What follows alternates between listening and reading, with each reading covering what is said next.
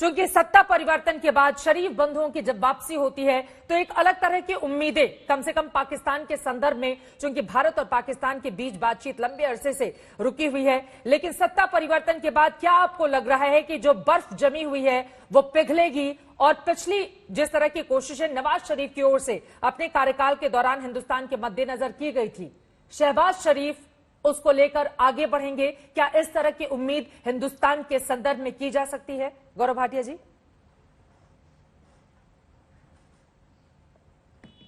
चित्रा जी, देखिए, सबसे पहले तो नाम में शरीफ लगा लेने से कोई शरीफ नहीं हो जाता है। नाम में पाक लगा देने से कोई पाक नहीं हो जाता है। और मैं सुन रहा था, आपने कहा था दोस्ती की बंद पड़ी गाड़ी क्या फिर से चलेगी। तो एक बात बिल्कुल स्पष्ट कर दें, ये वो भारत है जिसका नेतृत्व मजबूत प्रधानमंत्री श्री नरेंद्र मोदी जी कर रहे हैं। और हमारा बिल्कुल सख्त एक पहलू रहा है कि अगर आप आतंकवादी गतिविधियों में लिप्त रहेंगे, उनको बढ़ावा देंगे भारत में, तो ऐसे आतंकिस्तान से बातचीत नहीं हो रही है। तो आज ही के दिन चल रही है। तो आज ही के दिन नरेंद्र मोदी जी और जो बिडेन की एक बहुत महत्वपूर्ण बैठक है। बिल्कुल चित्रा जी, ये दर्शाता है कि विश्व पटल पर आज भारत एक बहुत बड़ी शक्ति बन के उभरा है, जो रूस और अमेरिका के साथ खड़ा होता है, जो ब्रिक्स में है, जो क्वाड में है, जो यूनाइटेड नेशन सिक्योरिटी काउंसिल में है। और दूसरी तरफ ऐसा देश है जहां पे संविधान को तार तार किया जाता है। मैं क्यों कहता हूं, मैं आपको बताता हूं। चित्रा जी, आप जानती हैं कि जब किसी भी देश का स्पीकर होता है, चाहे वो पाकिस्तान की ही पार्लियामेंट का हो, तो वो संविधान की रक्षा करने की शपथ लेता है। लेकिन स्पीकर का इस्तीफा, डिप्टी स्पीकर का इस्तीफा, और वो क्या बोल के इस्तीफा देते हैं कि नहीं, हम संविधान के तहत नहीं चलेंगे, सर्वोच्च न्यायालय के आदेश का पालन नहीं करेंगे। हमारी ये जो कुर्सी है, ये तो इमरान खान की देन है। अब ये सोच दिखाती है कि यहां पे ऐसे लोगों का बोलबाला है जो कि खुद संवैधानिक बात नहीं कर सकते हैं। और आपने एक बात और बड़ी अच्छी कही, आपने अटल बिहारी वाजपेयी जी की पंक्तियां बोली और आपने कहा कि जो बगल के पड़ोसी मुल्क होते हैं वो दोस्त तो आप बदल सकते हैं, लेकिन पड़ोसी मुल्क नहीं। चित्रा जी, ये मत भूलिएगा कि आप हो सकता है पड़ोसी मुल्क बदल ना सके, लेकिन पड़ोसी मुल्क चट्टान की तरह हो तो उसको कंकड़ बना दे, तोड़ दे, जो भारत ने करके दिखाया है। अगर सही रास्ते पे पाकिस्तान नहीं चलेगा, तो भारत में आज ये ताकत है कि उसको दिखाए कि गलत को गलत कहना हमें आता है और सबक सिखाना भी हमें आता है। ठीक है, इसी बात को लेकर आगे बढ़ते हुए भारत में पाकिस्तान के पूर्व उच्चायुक्त अब्दुल बासित साहब भी इस वक्त हमारे साथ जुड़ चुके हैं। अब्दुल बासित साहब, गौरव भाटिया जी ने जो बातें कही हैं उस पर भी मैं आपका जवाब चाहूंगी, और इसी के साथ मेरा ये सवाल है, क्या शहबाज शरीफ के युग के आ जाने के बाद इस बात को माना जा सकता है कि पाकिस्तान अपनी पुरानी गलतियों से सबक सीखेगा और हिंदुस्तान के मद्देनजर एक इतर अलग फॉरेन पॉलिसी को लेकर यह मुल्क आगे बढ़ेगा बेहतर रिश्ते के लिए? देखिए, जहां तक पाकिस्तान भारत के ताल्लुकात की बात है, उसके लिए तो भारत को जो मकबूजा जम्मू और कश्मीर अपनी दहशतगर्दी है वो खत्म करनी पड़ेगी, और उसके अलावा जो कश्मीर पे उन्होंने गैर आइनी इकदाम किए वो वापस लेने पड़ेंगे ताकि मुज़ाकरात का सिलसिला शुरू हो। सही, कश्मीर रात कब तक अलापते रहेंगे आप लोग? देखिए, फिर मुझे बोलने का मौका तो अपना मुल्क नजर नहीं आता है क्या सर? मतलब अब्दुल बासित जी, ये कश्मीर पर बात करने के लिए थोड़ी ना आपको बुलाया है। पाकिस्तान में इतना नाजुक वक्त है, वहां सत्ता परिवर्तन हो जाता है। जब से आपका लोकतंत्र आया है वहां पर एक भी सरकार 5 साल तक चली नहीं है। 30-35 साल वहां पर सेना का राज रहा है। अपने मुल्क की बात कीजिए ना अब्दुल बासित जी। देखिए, मैंने तो आपको जवाब, शांति है, ठीक है, मैंने तो आपको उस बात का जवाब दिया है कि आज शहबाज शरीफ या नई हुकूमत के आने से कोई पाकिस्तान भारत के ताल्लुकात में कुछ पेशकदमी हो सकती है। मैंने तो उसका जवाब दिया है आपको। अगर आपको, मैं तो उसी बात का जवाब दे रहा था, क्योंकि शहबाज शरीफ हो या इमरान खान हो, कोई भी कश्मीर पे जो है मामले में सौदाबाजी नहीं कर सकता। तो पहली बुनियाद तो ये है कि आया भारत राजी है कि नहीं कश्मीर पे संजीदा मुज़ाकरात करने के लिए। जहाँ तक पाकिस्तान का ताल्लुक है, देखिए, हर चीज़ आइनी तरीके से हो रहा है। अगर नो वोट ऑफ कॉन्फिडेंस भी हुआ है, नो कॉन्फिडेंस वोट भी हुआ है, तो वो भी एक आइनी उसमें प्रोविजन मौजूद थी और हुआ है। आज अगर पीटीआई ने इस्तीफे दिए हैं या दे रहे हैं वो भी एक आईनी तरीका है। वो अपनी अब जद्दोजहद को, जो अपनी उनका नुक्ता नज़र है, वो अब स्ट्रीट पे लेकर जाएंगे, लोगों के पास जाना चाहते हैं। वो चाहते हैं जल्दी इलेक्शंस हो जाएं। इलेक्शन कमीशन ऑफ पाकिस्तान कह रहा है कि हम अक्टूबर से पहले इलेक्शन नहीं करा रहे, लेकिन मेरा अपना ख्याल ये है कि जो नई हुकूमत आएगी उनकी ख्वाहिश यही होगी कि उनको ये जो असेंबलियां हैं वो अपना वक्त पूरा करें।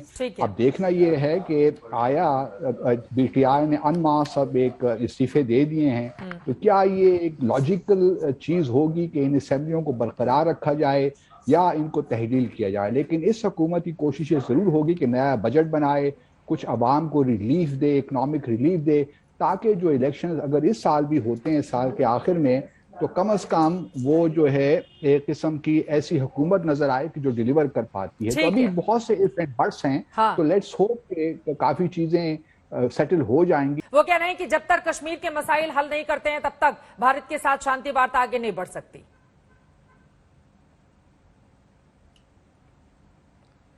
देखिए चित्रा जी, सबसे पहले जो बात मैंने पहले कही, नाम शरीफ रखने से कोई शरीफ नहीं होता है। कश्मीर पे मैं इतना ही कहूंगा, एक एक इंच भूमि जो है वो भारत का अभिन्न अंग है, हिस्सा है, और हम सब जानते हैं किस तरह से इन्होंने कब्जा किया हुआ है। और अनुच्छेद 370 चित्रा जी एक ऐसा घाव है जो इनके दिल में लगा, बहुत गहरा है, उस पे नमक छिड़का जाता है। क्योंकि आप याद करिए, जब अनुच्छेद 370 हटाया गया तो ये लोग यूनाइटेड नेशन सिक्योरिटी काउंसिल में प्रस्ताव रख के गए, लेकिन क्या हुआ, वहां खारिज हो गया। तो आज अब ये टीवी पे शेर बन के इस तरह की बातें करते हैं। लेकिन ये बात सबको पता है कि एक दिन ऐसा भी आएगा कि POK और नरेंद्र मोदी जी के नेतृत्व में हमारे पास होगा। इनकी तो जो सेना है वो भी बुजदिल है, ना इनके पास राजनीतिक शक्ति है क्योंकि वो भी वहां आर्मी चलाती है। हम ये भी जानते हैं आतंकवादियों का रसूख है।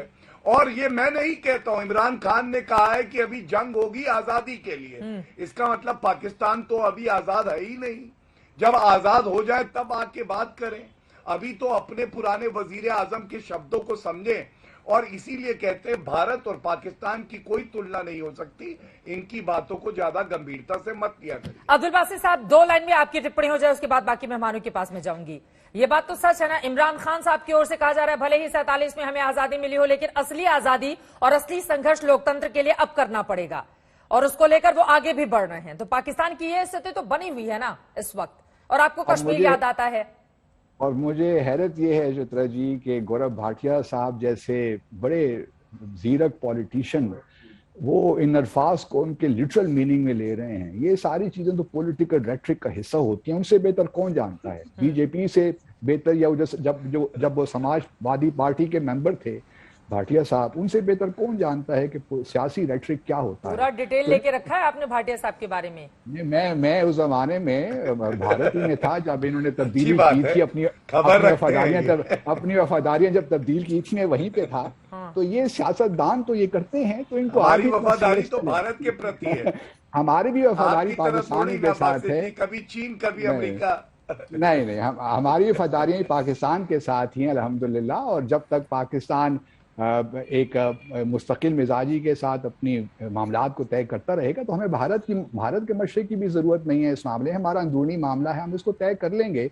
और मुश्किलात ज़रूर हैं, इसमें भी कोई शक नहीं है कि मुश्किलात ज़रूर हैं, लेकिन इंशाअल्लाह जो इस वक्त नेशनल असेंबली है वो इस पे गौर करेगी कि इलेक्शंस कब हों, इलेक्शन कमीशन के साथ मामलात तय होंगे।